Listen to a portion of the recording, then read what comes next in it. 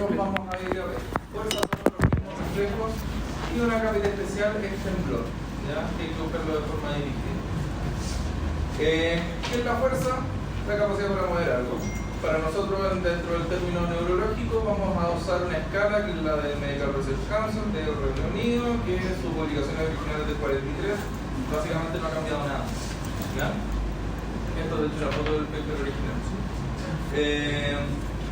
Vamos a tener 6 niveles que van desde 0 a 5, ¿ya? 0, no hay contracción. 1, contracción sin movimiento. 2, movimiento en plano sin vencer gravedad. 3, movimiento contra gravedad, pero no contra resistencia. 4, un movimiento que tiene algo de resistencia, pero no es normal, que normal para nosotros casi siempre va a ser del lado contralateral. En ACV o cosas que tienen solo una debilidad de un lado. Y 5 es normal, pero normal también comparándolo con el mismo paciente. Un M5 de un paciente de 90 años, no un M5 de alguien de 30 años. Acá, si se notan, esta es la típica prueba mínima parece que les enseñan. Ya, lo más importante acá es que, si se fijan, ambas extremidades están al mismo nivel, ¿ya? Pero sí cambia la pronación. La pronación es un marcador mucho más grande de debilidad de una extremidad, más que la caída. De hecho, para nosotros un paciente que cae sin pronar, lo más probable es que sea conversivo, ¿ya? Generalmente la extremidad se flecta y se prona, y después al último cae. Entonces lo que vamos a ver probablemente sea como eso, ¿ya? Y si se fijan también, tiene una parálisis facial central izquierda. ¿Ya? O sea, este paciente lo más probable es que tenga una parálisis izquierda M3 o M4. Para examinar los músculos, hacer un examen detallado de la fuerza muscular, esto es muy grueso. Esto solamente sirve, pues la prueba de mínimo parece, sirve para ver mínimo parece, ¿ya?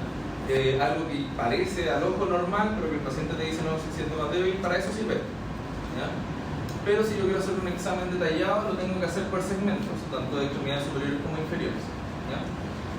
Y ¿cómo se hace por segmentos? Se bloquea la extremidad. Acá está, por ejemplo, tomando el codo y el paciente está haciendo fuerza. La línea blanca es la fuerza que hace el paciente y esta línea negra es la fuerza que está haciendo el examinador.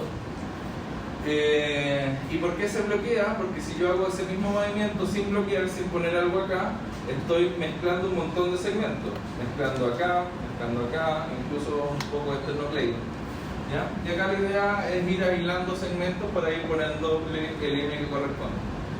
Por ejemplo, acá estamos. Ahí no hay que bloquear porque básicamente el paciente está bloqueando, su tronco del pie bloqueado. Está haciendo fuerza hacia arriba el paciente. ¿Qué cosas estamos evaluando ahí? ¿Qué músculo? ¿Qué grupo muscular? ¿Qué cosa? Ya, el hombro no, porque el hombro es una articulación. Deltoide. Acá. ¿Qué dice? Ahí no se nota bien, pero básicamente está empujando hacia adentro.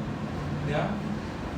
Acá también queda la duda, pero el brazo está así y la fuerza del paciente de la línea blanca está haciendo hacia afuera, ¿ya? Ahí está viendo los supinadores. Ahí, ¿qué está viendo? Está bloqueando el codo, ¿ya? Está tratando básicamente de flexionarle el codo. Tríceps. Ahí está tratando, el paciente está tratando de levantar la mano. ¿Qué puede ser eso? Extensión del canto. Acá es todo lo contrario que lo habíamos visto. El paciente está haciendo hacia adentro, ¿ya? Pronación, muy bien. Y acá es todo lo contrario de esto, ¿ya? Acá es el flexor del canto. Acá el paciente está sentado, probablemente está apoyado con las dos manos y está levantando una rodilla. ¿Qué estamos viendo ahí? ¿Cuánto? Psoas. Es psoas. Ahí el paciente está tratando de juntar las piernas. Bien. Y ahí está tratando de separarlas. A ver, ahí está haciendo la pierna hacia atrás. ¿Cuánto? ¿Pantorrilla? Eso, isquiotibial. Ahí está levantando toda la pierna con resistencia. es difícil, es el glúteo mayor. Ahí está haciendo una dorsiflexión del pie. ¿Tiene anterior? Acá el paciente está estirando la pierna, evitando que el examinador le doble la rodilla. Ahí sí cuádriceps. ¿Ya? Y ahí el paciente está como haciendo esto, poniéndose como algo en tibia. En el estricto es el tríceps sural. Ya el sólido más profesional. No podéis separarlo, funcionan todos juntos. Luego el tono. ¿Ya? Ahí vemos básicamente la fuerza de las cuatro extremidades. El tono es eso, la resistencia al movimiento pasivo en reposo. ¿Ya? Y eso debido a una contracción muscular basal dado por un tono de la motoneurona basal. ¿Ya? Para decir que alguien tiene un tono normal, lamentablemente van a tener que haber examinado mucha gente. ¿Ya? No existe una definición de tono normal, hay que haberlo examinado. Y dentro de las variaciones del tono, obviamente está la hipotonía, menos tono de lo normal, como por ejemplo en un síndrome piramidal agudo, o la hipertonía, que tiene dos variedades. La hipertonía puede ser piramidal o espástica, ya que es la típica en muelle de navaja, que está dado por una lesión crónica de motoneurona superior, o la hipertonía extrapiramidal o rigidez. Y esta, a su vez, se divide en dos, en tipo rueda dentada o en tipo tubo de plomo. La rueda dentada es la típica de los pacientes Parkinson, que se siente básicamente que el movimiento va haciendo como muchos pequeños resistencias que van cediendo y cada una va a sentirse como si fuera un engranaje. ¿Ya? En cambio el tubo de plomo se llama así porque es todo el movimiento constantemente, como si estuvieras doblando un tubo de plomo. ¿Ya? Siempre es constante y generalmente eso se ve más en parkinsonismo farmacológico, no en el Parkinson idiopático. ¿Cómo se saca el tono? ¿Ya? En extremidades superiores se saca con una cronosupinación rápida de la extremidad. Por ejemplo, que le da la mano, vamos a sacar el tono de acá. Tengo que sacarlo de dos formas para ver si es una hipertonía rígida o una hipertonía espástica. La hipertonía espástica se ve con un movimiento rápido de cronosupinación. Así. Si el paciente tiene espasticidad, hace como una especie de resistencia inicial que se como se siente. Mientras más rápido lo hago, más se siente. En cambio, en extremidades superiores, la rigidez, por ejemplo la rueda dentada, se ve con una flexo-extensión muy suave de muñeca. ¿Y tú sientes? ¿Qué hace eso?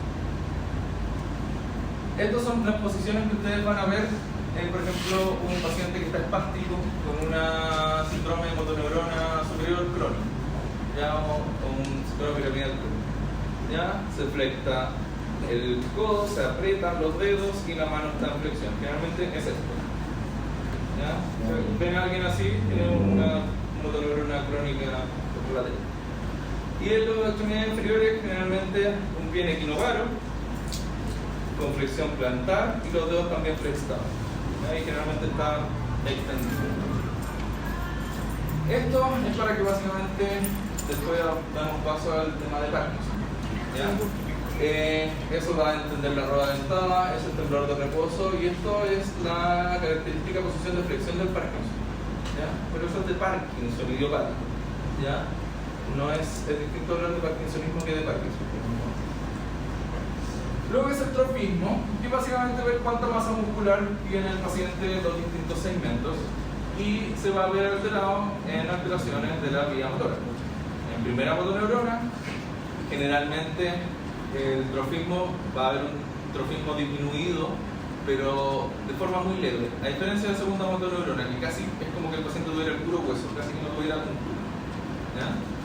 Y acá pide especial la miopatía, que va a depender del tipo de miopatía.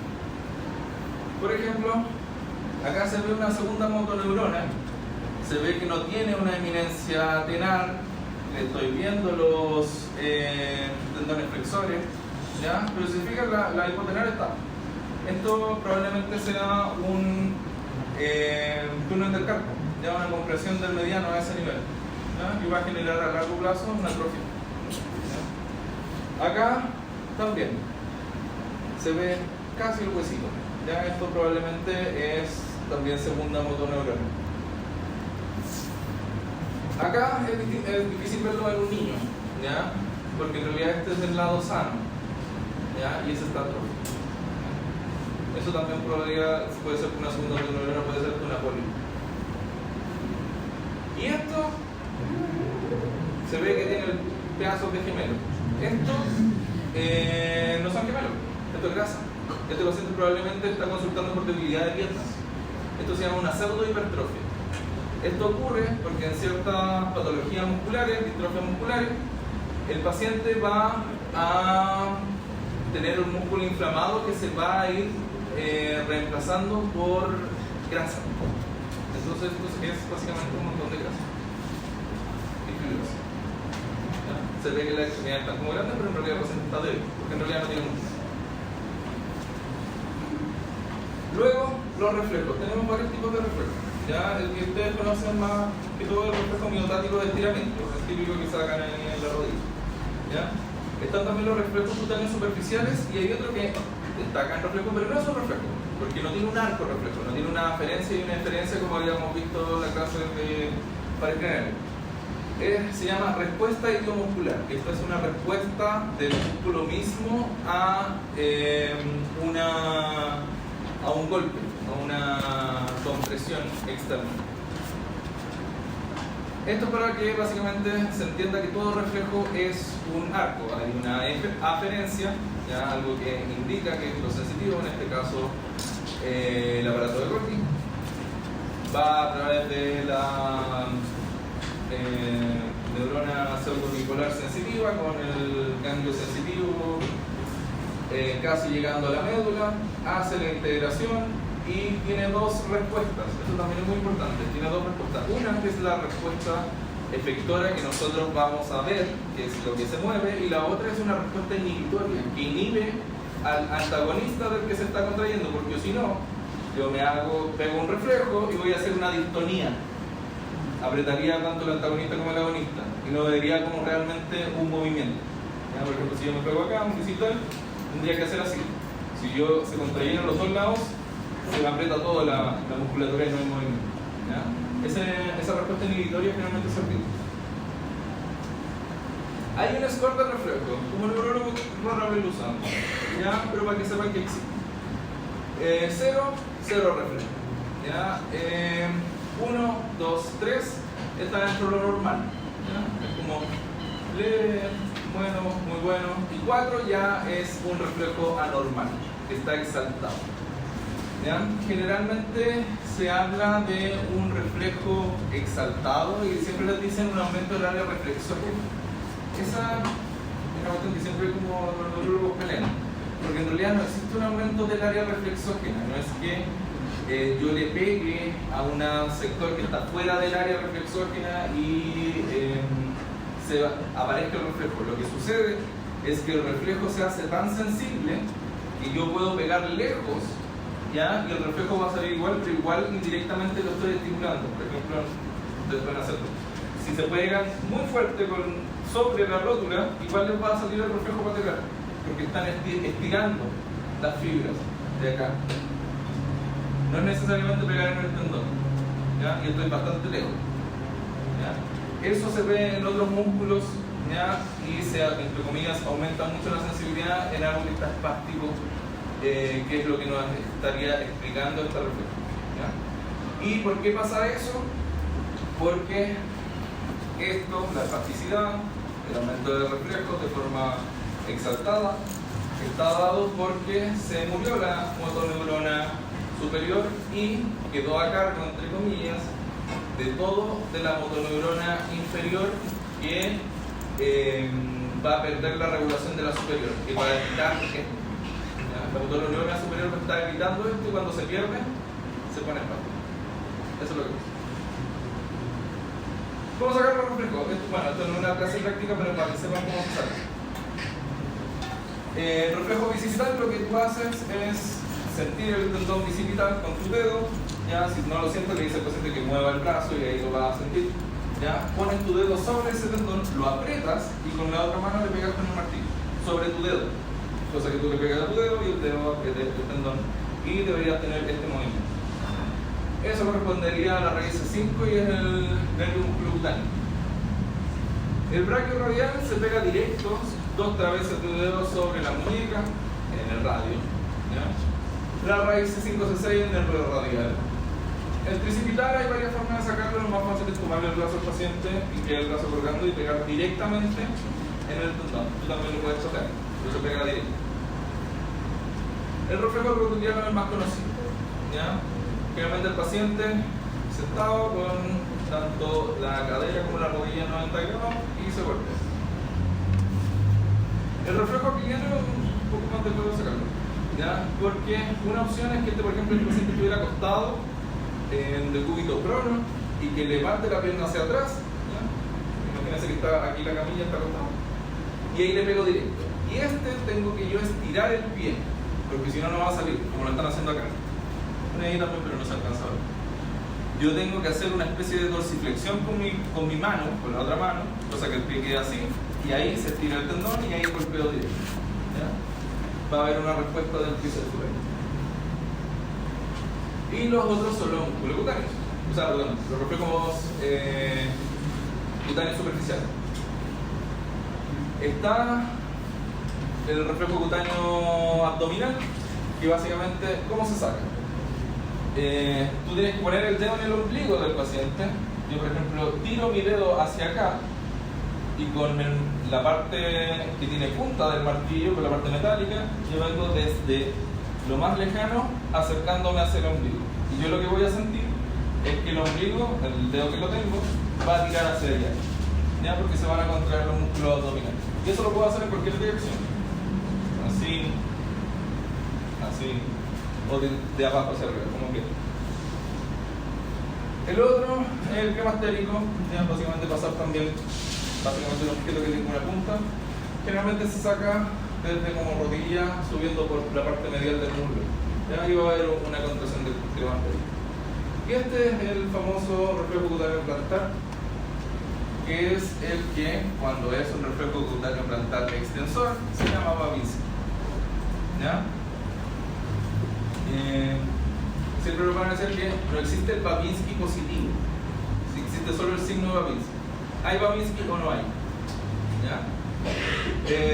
Y otra forma de decirlo es un reflejo cutáneo extensor, ¿ya? Un reflejo cutáneo plantar extensor.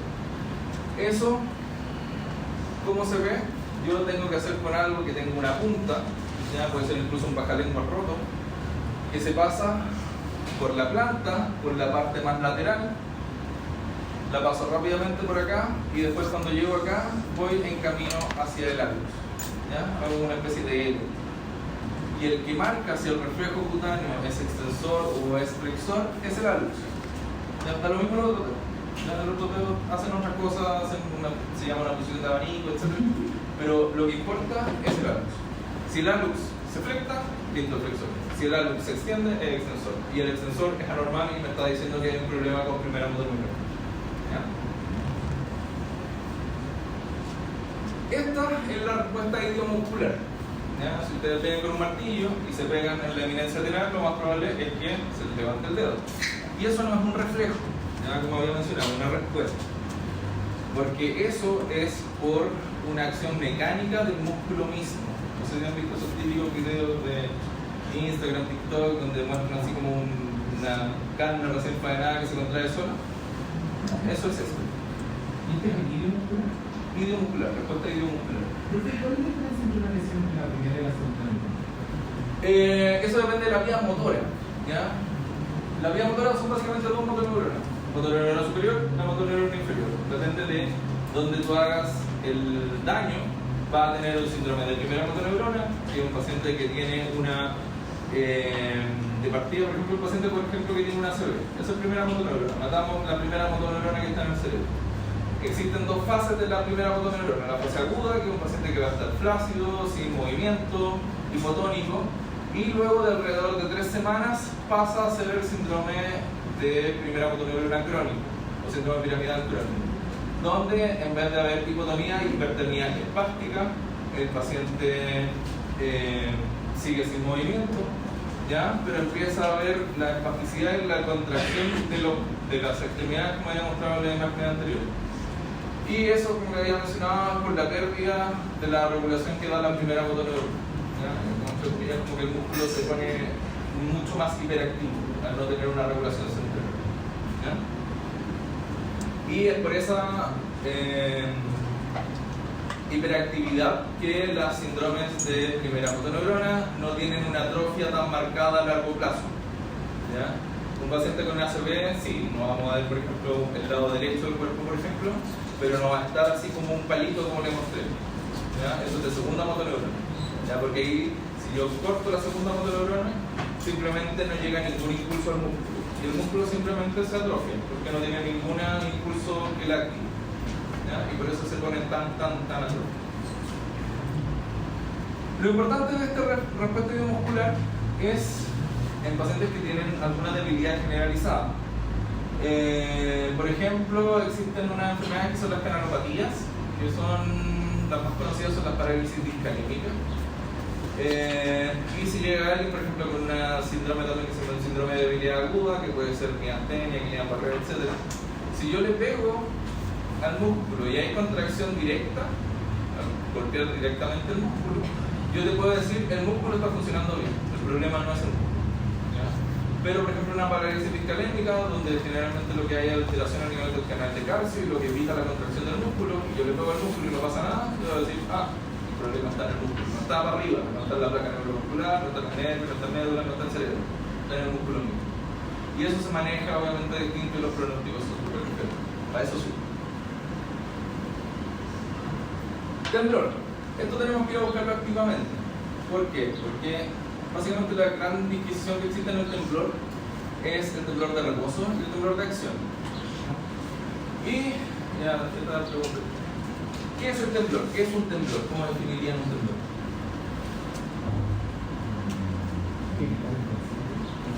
¿Ya? ¿Qué más? ¿Ya? ¿Movimiento involuntario?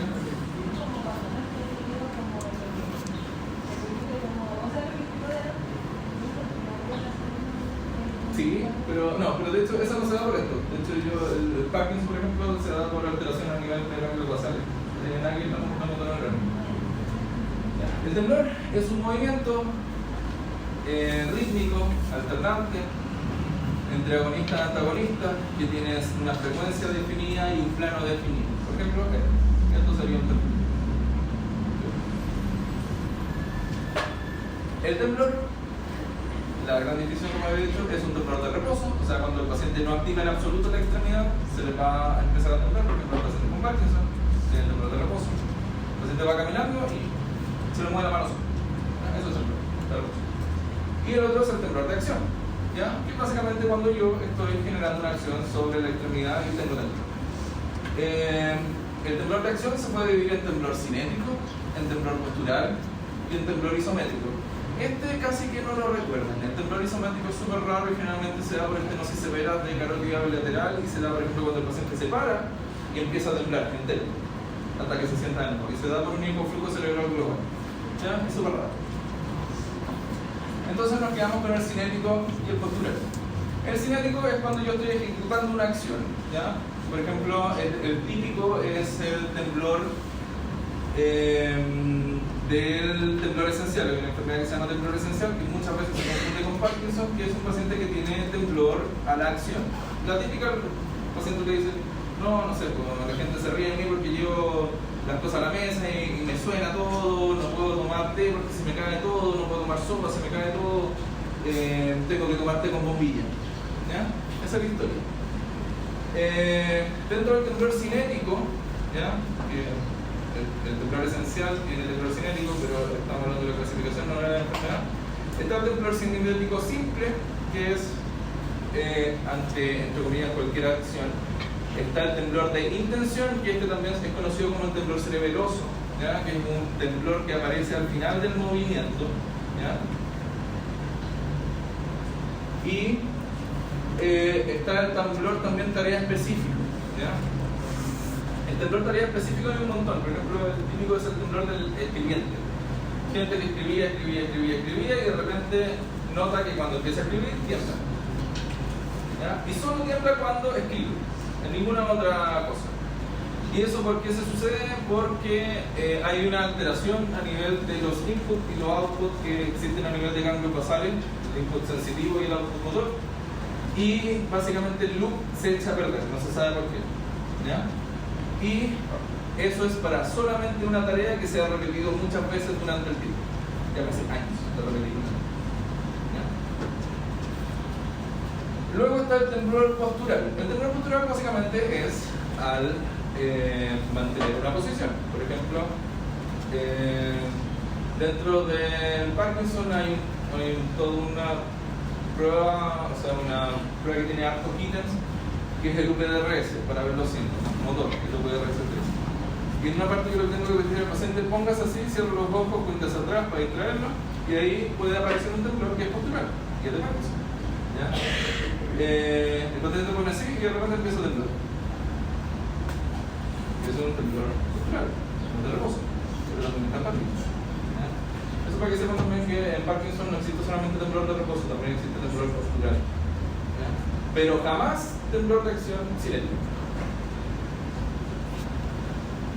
El temblor postural se divide en temblor posición dependiente e independiente. Por ejemplo, hay pacientes que solamente ante ciertas posiciones específicas de la mano, de la extremidad o lo que sea, tiemblan, pero en otras no.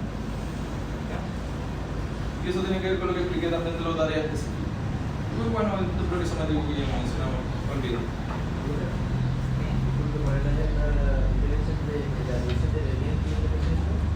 El temblor en posición independiente es que tú tiemblas en cualquier postura. ¿Ya? Me pongo así, tiemblo, me pongo así, tiemblo, así. En cambio, por ejemplo, en posición dependiente, por ejemplo, solo cuando yo hago así, me pongo a temblar. Si no me pongo en esa posición, no tiemblo. ¿El Parkinson qué tipo de temblor? El que siempre va a leer el temblor de reposo, pero también tiene temblor postural. De hecho, en el Parkinson el temblor postural se llama temblor emergente, porque la prueba emerge, no es que se ponga así y empieza a temblar al tiro. Tú tienes que esperar hace unos 10 segundos y empieza. Aparece después de un rato. Yo primero. Diferencia entre el temblor de reposo y el postural. El temblor de reposo es un paciente que no está haciendo ninguna acción con la extremidad. No se está ahí colgando, relajado. En cambio, el postural le tengo que estar haciendo una acción, manteniendo una postura. Todavía tengo una duda con el concepto de temblor, porque inclusive se da antagonista, pero por ejemplo, sería como una sobreexageración de la musicalidad muscular o de qué. No. Eso como que. ¿Como de dónde tiene el temblor? Ya, respuesta corta no se sabe. ¿Ya? Pero sí hay una alternancia entre contracción de agonista con antagonista y eso genera este movimiento alternante. ¿Ya? ¿Cuál es el clasifica ese temblor que es como por factor muscular? Cuando la agonista hace mucho la pega, como que después se altera. Ya, es que. Ya. Eso sería un temblor fisiológico exacerbado, pero eso sería como la clasificación de un temblor. Y dependiendo, porque eso es un temblor fisiológico exacerbado, te puede generar un temblor en cualquier posición, en reposo, en acción, en postura, da lo mismo. ¿Ya? Y eso ocurre generalmente porque tú estás en su unidad más catecolinérgico, es una acción adrenérgica que te hace que tiemble. Por ejemplo, alguien que está muy nervioso va a temblar, ¿ya? Y no porque tenga Parkinson. No, los tics no son temblores, de hecho los tics no los vemos nosotros en temblores. Los tics son movimientos estereotipados parcialmente controlables por la voluntad. Alguien que tiene un trastorno por tics, por ejemplo, está todo el rato haciéndose así. ¿Ya? Y tú le dices, bueno, por favor, un minuto no hagáis eso. Y él puede. Pero después así como ya, relájate, y va a ser así todo el rato. Va a ser como una hiperactividad de ese tipo. Y eso está más para el lado de la psiquiatría, ¿ya? No por nosotros. Ya, llegamos por fin al parkinsonismo, síndrome parkinsoniano, son sinónimos, ¿ya? Y es eso, es un síndrome, ¿ya? Esto se va a ver en muchas enfermedades, la más común que ustedes van a conocer es el Parkinson, ¿ya? Pero hay un montón de otras enfermedades que lo tienen. Lo cardinal del síndrome parkinsoniano, parkinsonismo, es la bradicinesia. movimientos lentos. No existe parkinsonismo sin bradicinesia. El temblor y la rigidez, eso puede no estar, ¿ya? La bradicinesia más cualquiera de estos, pueden estar todos, puede estar solo uno, ¿ya? Da lo mismo. Pero lo principal es la bradicinesia, ¿ya? La rigidez ya la mencionamos, ¿ya? Y en Parkinson específicamente puede ser lo más común rueda dentada más que tubo de plomo. Los tubos de plomo se ven generalmente en Parkinsonismo farmacológico o los que se llaman los Parkinsonismos atípicos, como parálisis supranuclear progresiva, atrofia multisistémica, un montón de cosas. El temblor, como había mencionado, es de reposo, ya también puede tener un componente postural, ya, pero generalmente el paciente te va a decir, no sé, pues que por la calle y tiembla. Ya, estoy así como, no sé, sentado en la micro y se empieza a temblar el brazo solo. ¿Ya? Y generalmente es cuando no están haciendo cosas, porque es del reposo. Tiene unos hertz establecidos, que es 4 o 6 hertz, no les interesa eso a ustedes. Lo que sí les importa es que, por ejemplo, los pacientes con Parkinson idiopático, el temblor de reposo no es limitante de la actividad, jamás. ¿Ya? Si yo le pido a un paciente con Parkinson, oye, anda a hacerte un test, lo va a hacer perfectamente. ¿Ya? No se le va a caer ni nada, porque el temblor puede desaparecer por la acción. ¿Ya? El temblor de reposo para los Parkinson tiene un componente más social que otra cosa, les da harta vergüenza, ¿ya? Que lo vean temblando. De hecho, los pacientes aprenden eso solos. Aprenden que cuando el brazo está en acción no les tiembla. Entonces, o andan así por la calle con los brazos tomados para que hagan una acción, o andan con un diario para andar tomando algo, o andan con la mano en el bolsillo y aprenden cómo controlarlo. Pero más que nada es porque les molesta socialmente, no porque les moleste en la vida diaria. Y por último, la alteración de reflejos posturales. Los pacientes pierden los reflejos posturales. O sea, si yo empujo a un paciente con Parkinson, lo más probable es que se me caiga, porque ni siquiera va a hacer esto. ¿Ya? Esto en Parkinson idiopático es algo tardío, ¿ya? Sobre 10 años de enfermedad. Hay otra, como dije, Parkinsonismo, que esto puede ser muy precoz. De hecho, si ustedes ven a alguien que parece que tiene Parkinson y tiene rigidez, temblor de reposo, y dice, no, esto me partió hace 2 meses y me cayó 20 veces, ya, eso no es Parkinson, es otra cosa. ¿Ya? En cualquier caso, ustedes lo tienen que derivar al neurólogo. ¿Ya? Luego, examen sensitivo. El examen sensitivo es el examen más subjetivo que existe para la neurología, porque ahí sí que necesitamos que el paciente nos diga si es que siente más o siente menos. Generalmente nosotros nos bypaseamos eso con los reflejos, como por ejemplo el reflejo corneal que habíamos visto, el reflejo faringeo, ¿ya? Y son cosas que no son parciales. Pero por ejemplo, si yo ahora me toco acá, yo perfectamente puedo decir, no, acá siento todo, acá no siento nada, ya me entiendo. Dentro del sistema sensitivo vamos a tener el sistema espinotalámico, que básicamente es dolor y temperatura. Quédense con eso, el sistema termalgésico. ¿Ya? El columna dorsal es nicomedial, que va a dar el tacto fino, y muy importante la propiocepción y la parestesia o vibración. Y el espino cerebroso, que es la propiocepción inconsciente, que no lo podemos ver porque es inconsciente. Como ver, generalmente en el setting de ustedes de urgencia o hospitalizado, es súper fácil verlo con, no sé, tenés baja lengua, lo giras, se va a romper a lo largo y pincha al paciente. Les va diciendo si siente igual o distinto. Generalmente va a ver que es bastante fácil una vez de que el paciente esté tranquilo y relajado. ¿Ya? Y obviamente con una fuerza mínima, no hay que se le daño al paciente. Sí que pueden un alfiler y se va comparando la respuesta, ya sea contralateral y a distintos niveles, ¿ya? No me quedo por ejemplo solo con la cara, el brazo, el abdomen, las piernas. Esto es para que lo conozcan nomás, ¿ya? Yo te puedo decir que no me lo sé de memoria, ¿ya? Me saco unos ítems nomás, C5 del hombro, en el ombligo, L1 ya empieza la ingle y las piernas. ¿Ya? Pero te sirve para describir algo que tú estés encontrando. ¿Ya? Luego, el examen cerebroso. ¿El examen del peso tiene que ser con los Da lo mismo. Da lo mismo. Los ojos, generalmente, por ejemplo, cuando les hablan de la parte de la prueba mínima aparece que tienen que cerrar los ojos. Eso es porque yo al estar viendo el brazo que me está pronando y me está flectando, yo lo voy a corregir si lo veo.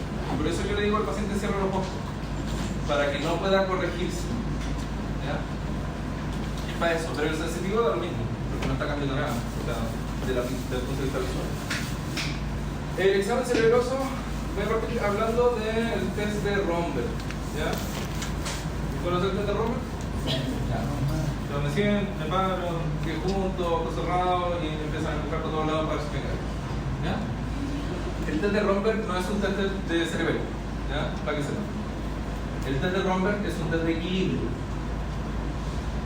¿Qué es para nosotros el equilibrio? Es básicamente lograr estar parado en dos pies sin caer. ¿Ya? Y para tener equilibrio necesito tres sistemas. Que son el sistema. Por acá.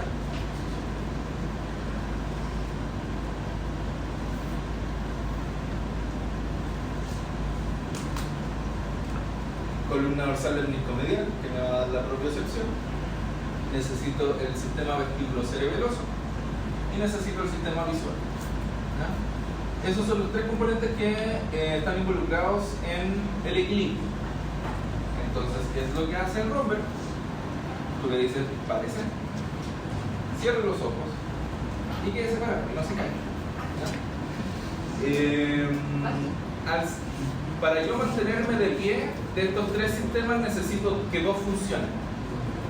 Si yo tengo mi sistema vestíbulo cerebeloso y propioceptivo bueno y yo cierro los ojos, no me caigo.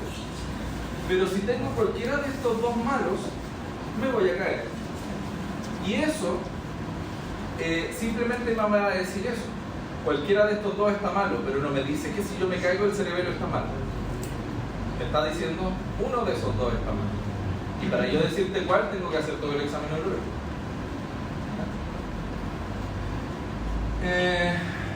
Por ejemplo, si yo tengo un paciente que tiene un ACV cerebeloso, le digo junta los pies, cierra los ojos, probablemente se caiga porque su sistema cerebeloso está mal. ¿Ya? Pero, por ejemplo, tenemos pacientes, yo tengo una paciente súper joven que tuvo un déficit severo de B12. El déficit severo de B12 se llama degeneración combinada subaguda, va a generar básicamente un gran daño mielo, radículo, neuropático, que afecta característicamente los cordones posteriores, donde va la propiocepción. Entonces esta paciente tenía que inyectarse B12. Ese era su único problema. Y la paciente, como buena paciente, se inyectó como una vez y el dueño se inyectó más. Entonces, yo después lo vi en control como a los 6 meses y me decía que ella no se podía bañar ni lavar el pelo si es que estaba parada, porque cerraba los ojos y se caía.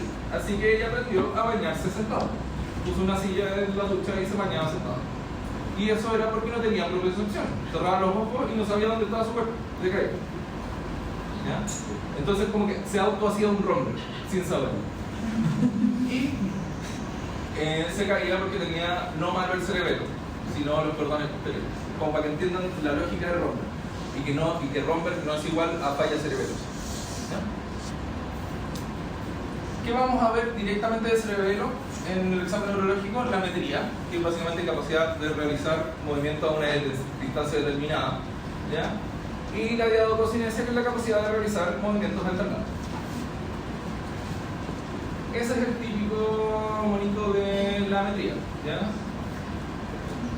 Y estos pacientes, claro, tú le dices ya, yo soy el dedo del examinador. La idea es que el paciente logre estirar su brazo, logre estirar su dedo lo máximo posible, y ahí yo pongo mi dedo y pasando la línea media. Eso aumenta un poco más de sensibilidad. Porque si yo le pongo acá así, es re fácil. ¿Ya? Pero si yo hago esto, va a tener que hacer más esfuerzo. Y las fallas se empiezan a ver mucho más. Y lo otro es ir moviendo el dedo. Obviamente no cuando vaya llegando y yo le muestro. Es que lo he visto hacer. Sino que, por ejemplo, cuando ya se toca la nariz, yo cambio el dedo. Y con esto mismo, de hecho, yo puedo ver si un paciente, por ejemplo, tiene una ataxia, que es un movimiento errático, no métrico, puede ser, como habíamos mencionado también en la parte de espino cerebelosa, existen las ataxias cerebelosas, ¿ya? Y existen las ataxias sensitivas. como el que tenía esta tipa que les dije del déficit de B12. Entonces, para hacer la diferencia, lo que yo puedo hacer es esto mismo, el paciente lo hace perfecto, y después, ahora yo voy a hacer al paciente, le digo ya, ahora con su mismo dedo, hágalo. ¿Cómo lo voy a hacer yo ahora? Y le digo ya, y ahora cierre los ojos. Y generalmente el paciente que tiene falla se va a acostar cuando tiene una ataxia sensitiva, porque no tiene propiocepción. Y yo para hacer esto necesito saber dónde está mi dedo. ¿Ya?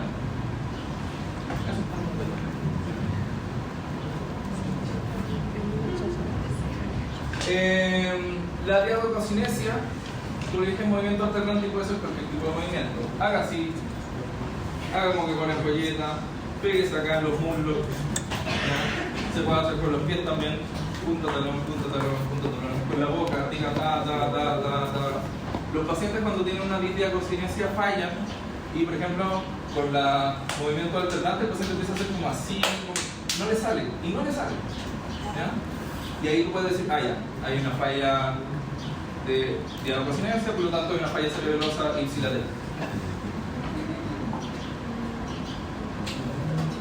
Esto se llama test de Holmes. ¿Ya? Y esto tiene que ver con la hipotonía y la falta de propiocepción que existe con fallas cerebelosas. Está el examinador que toma el brazo del paciente y le dice ya, póngase el brazo, contráigalo y tírelo como hace usted. Y el examinador, sin decirle al paciente, suelte ese brazo. Y obviamente, si se nota, tiene la mano ahí para que no le llegue el fondo. ¿Ya? Porque si el paciente tiene una alteración cerebelosa, se va a pegar en la cara y se pegan en la cara. ¿Ya? Y eso sería un falso positivo. Y por último, los meningios. ¿Ya? Eso es lo que yo quiero que sepan cómo hacer. ¿Ya? El paciente tiene que estar acostado, en decúbito supino y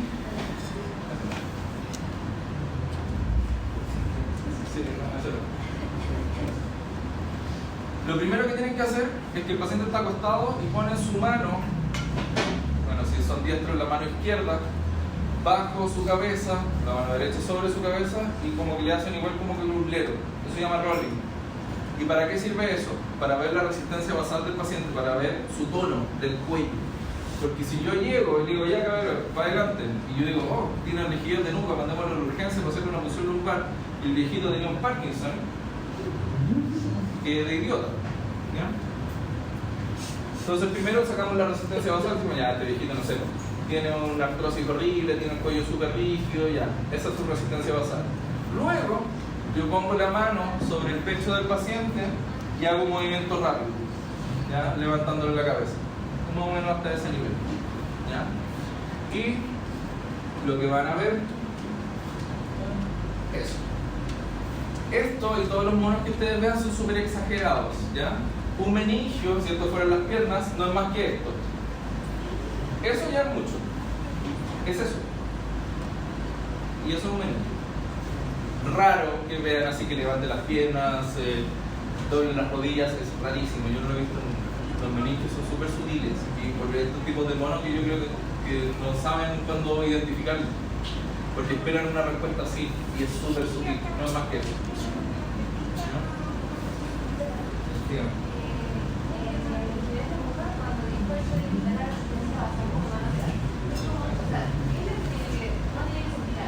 Es simplemente sentir cuánto te cuesta mover la cabeza. ¿Ya?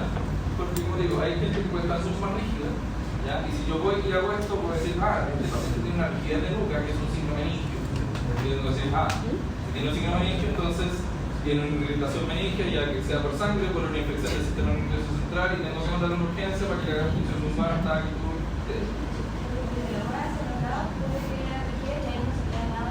Es para que tú tengas una idea de la rigidez basal del paciente cuando tú hagas esto. ¿Ya? Es solamente eso, para que tú puedas comparar.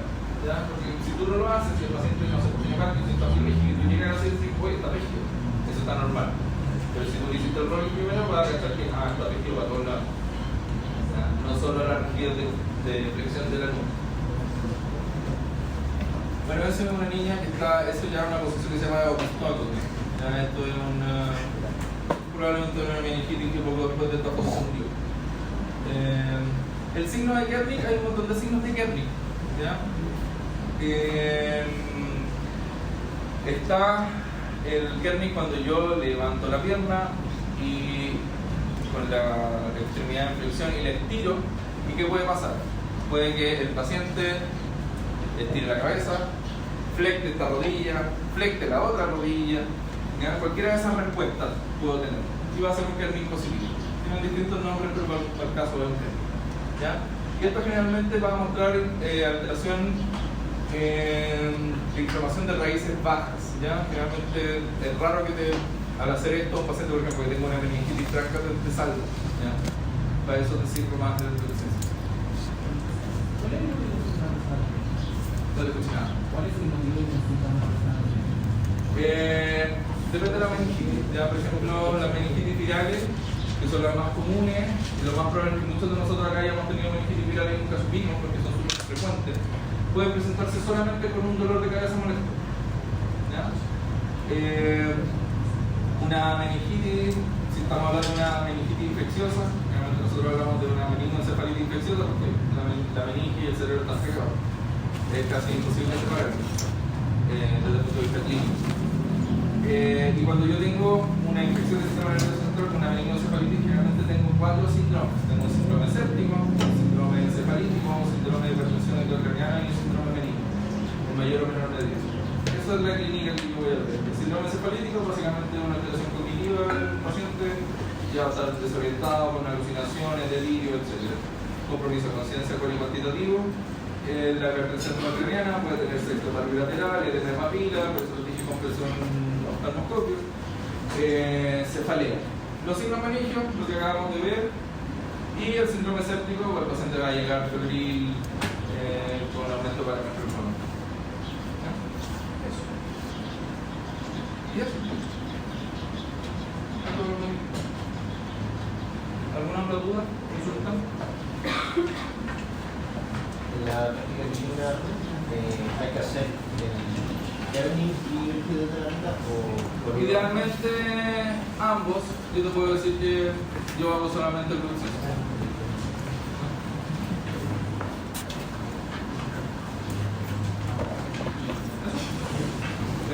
Terminamos y se va a probar la clase mañana. Mañana entonces no hay clase. No conmigo. Ya, gracias.